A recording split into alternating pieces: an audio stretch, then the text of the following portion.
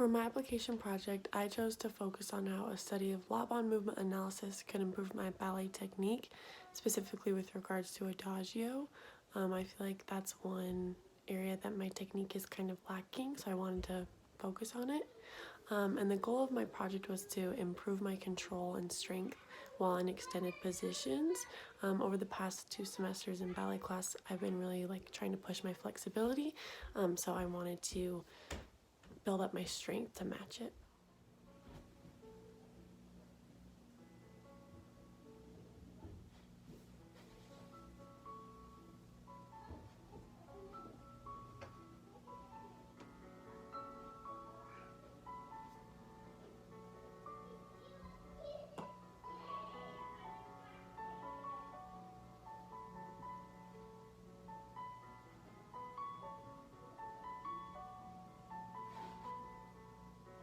So for the body category, one thing I focused on was what body parts were being used and what body parts were being held. So in all of, I'll do this side, in all of my developes, or in adage really, the working leg is being used and the standing leg should be held. That's what's keeping me anchored, keeping me from falling over. And I'm using my arms and I'm using my head to finish the line in whatever position I'm in. And then one other thing that I like to think of as being held is my core. So it's a little bit different in developing en avant or a la seconde than in arabesque, because in arabesque my core is going to have to shift a little bit, which is normal. But that was one thing I was working on during the project, was figuring out how to maintain my core strength and support while adjusting in arabesque. And then another thing I thought of with body was what body parts are initiating the movement. Sometimes in ballet we hear teachers will say get your knee up really high and then extend your leg. But for me that didn't really click. And a lot of times what would happen for me is I would get my knee up, but that lets my hip hike. So I didn't really like hearing that, just because knee up first, I was like, okay, but that doesn't facilitate proper technique always. So I thought of different things for just each position. So for developpe en avant, from the passe to the extension, I imagine my foot being stuck in honey, my heel is leaving.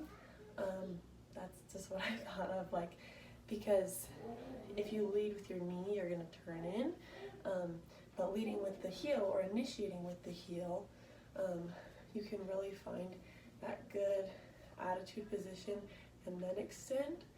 And then in a la seconde, instead of thinking get your knee up, I think from the passe, I'm thinking engage my hamstring a little bit, because the hamstring pulls. So I don't know if this is making sense, but that's what I think of. So from here, from passe, I think of pulling my hamstring closer and then extending my leg. That way it allows me, if I'm working from my hamstring, it allows me to keep my rotation. So instead of developing this way, to really keep it turned out.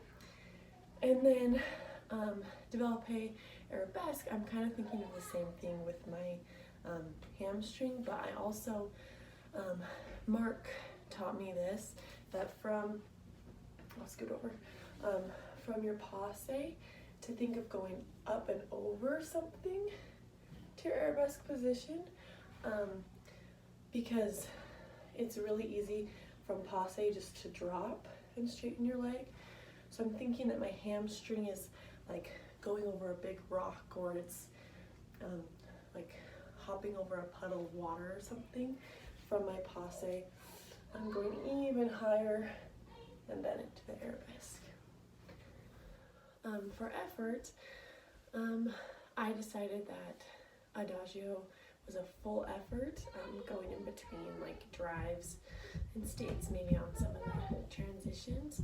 And if it's hard to see effort on a video, as we know, but it definitely feels like a full effort when I'm doing it.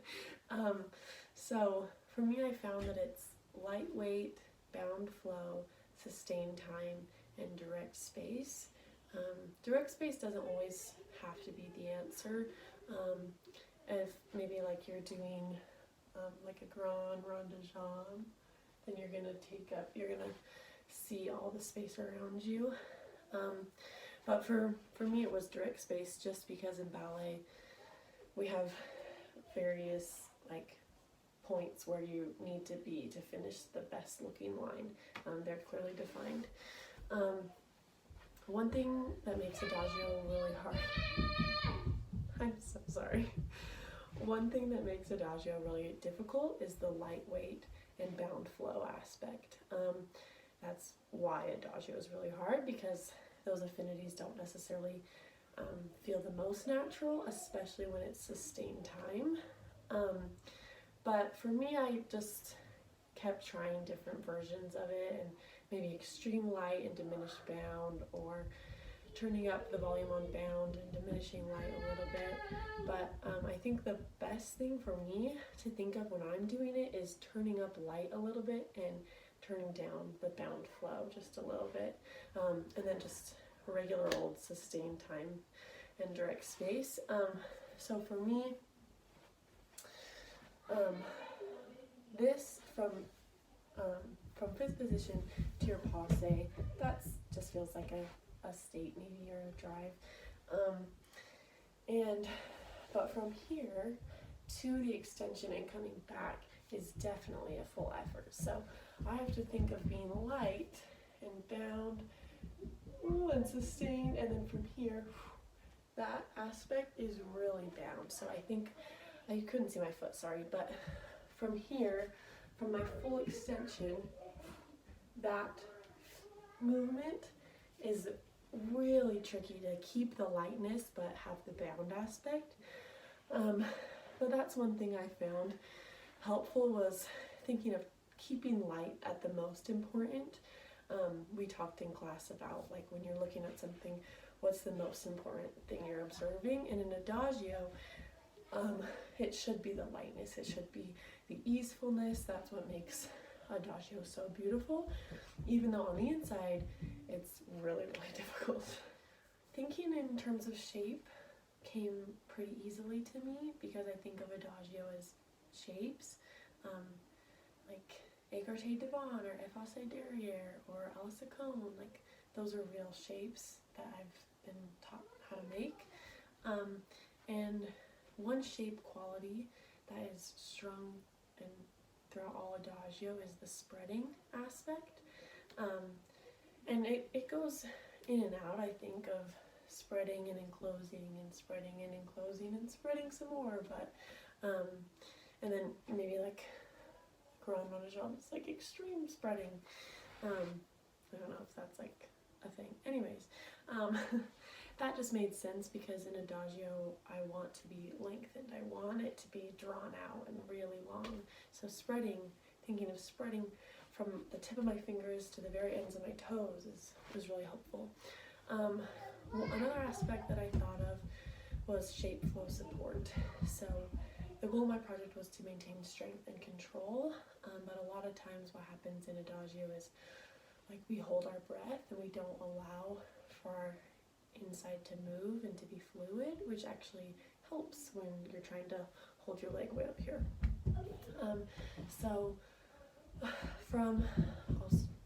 I did like a fairly basic demonstration of adage, but that's okay, it works for all the crazy things too. So from my passe to the à la seconde, I'm thinking of really widening.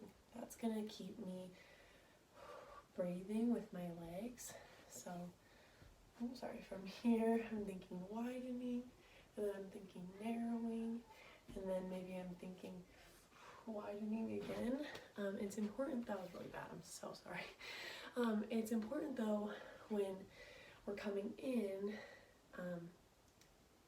when we're thinking of that narrowing, to also be thinking of rising a little bit, because if we just narrow and we collapse, then we're gonna be off balance.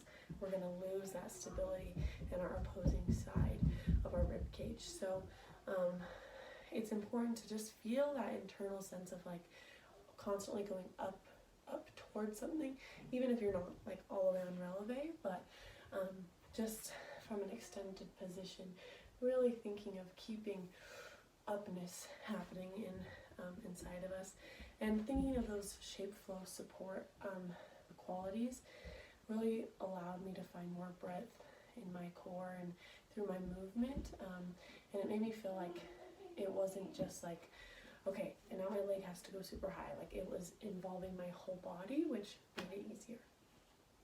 So for space, I thought of in Adagio revealing those spatial poles, or the invisible guy wires that we talked about in class.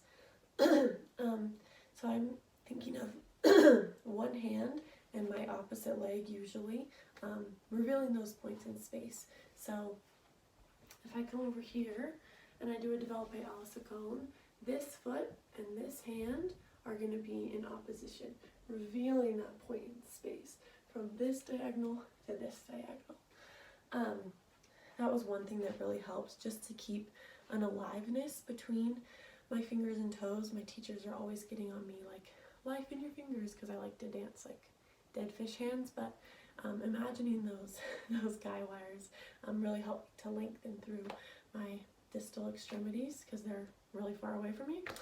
And then another thing with space that I thought of was counter tensions, and that is really important in adage to keep us on balance and keep us from tipping and wobbling. So like in arabesque, this leg has to have an opposite pole from your front arm to keep you from falling backwards. So if I don't, I'm gonna fall. But if I think of my chest and my arms staying forward while my leg goes back, then I can be balanced. I'm gonna teach you a developpe en avant with all these aspects. So our body is moving, our leg, well, parts of our body are moving. Our leg, our arms, and our head are going to move, while our standing leg and our core remains held. We're going to do it with lightness, bound flow, direct space, and sustained time. Think of, like, in normal people terms, I think of like, what are those things, like, oh, like maybe like filling up a balloon, like a helium balloon, so it's slow and it's going, and then we're going to come back into passe and close. So thinking of that initiation from our hamstring, and then we're going to think of being in a specific shape, and out of that shape we're going to rise, narrow, and enclose. Okay, so here we go. We're going to do passe, 2, developpe, thinking of the balloon, passe, we're narrowing, rising, enclosing, and down. The main takeaways from this project for me is that my body and brain are so capable of change. After thinking about Adagio in one way for so long, I can change. I can think and feel differently about it. Rather than just like, okay, I have to slowly bring my leg to my head, I have new ideas and new imagery to help me. And I probably should have been thinking of imagery the whole time, but that's not always my go-to in ballet or just in dance in general. So it was like thinking and breaking down the LMA concepts really forced me to realize what I'm doing and figure out how can my leg go higher and how can I keep breathing while I'm doing this hard thing. This project also helped me in terms of like just moving efficiently, I guess, and just allowing my body to do what it knows how to do, because my body, all of our bodies are so brilliant. So I was thinking, like, at work, I work at In-N-Out Burger, and so when I go, I have to lift, 50-pound bags of onion. What's the most efficient way, like, am I going to do it quickly? Am I going to do it, like, really carefree and like throw them. No, I'm gonna do it slowly. I'm gonna use my plie, use my legs to help me. And like walking my dogs, they pull and pull and pull and pull, because they're huskies and they're supposed to pull sleds. What do I know about counter tensions? Like, how can I balance that out? It's the difference between me walking him and my 4-year-old nephew. He's going to get pulled right over because he wants to run with them. He doesn't know you have to hold back and pull him. So this project really just enhanced my knowledge about my body can change and my body can do hard things, if I train it and if I really understand why I'm doing what I'm doing.